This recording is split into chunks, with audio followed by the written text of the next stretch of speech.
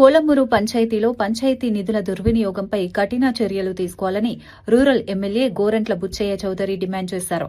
Municipal commissioner Rahul మీనాతో కలిసి గ్రామ అభివృద్ది పనులపై సమీక్ష నిర్వహించారు. ఈ సందర్భంగా గ్రామంలో పారిశుద్ధ్యం దారుణంగా ఉందని, చెత్త ఎక్కడికక్కడ పేరుకుపోతుందని ఎమ్మెల్యే ఆగ్రహం వ్యక్తం చేశారు.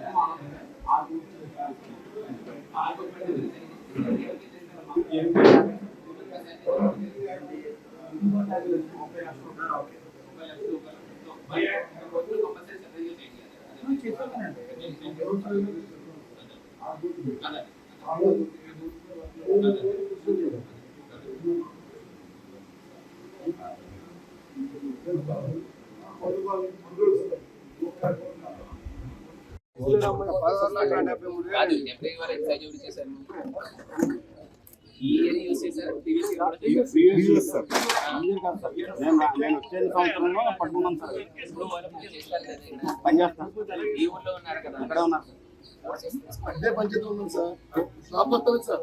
తమ్మేసి వెళ్ళిపోతున్నారంటే వారానికి ఒకటి వస్తున్నారు, జీతం తీసుకున్నారు. వారానికి ఒకరే సార్, మిగిలిన ముగ్గురు పని చేస్తున్నారు.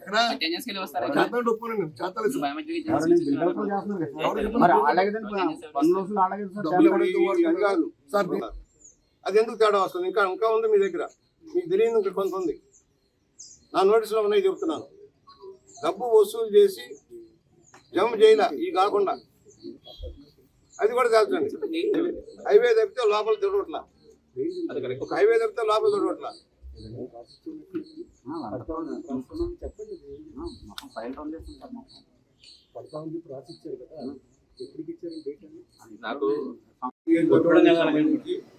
మండలంలో ప్రత్యేక అధికారుల పాలన ఉన్న కోలమూరులో అనేక సమస్యలు ఉన్నాయి.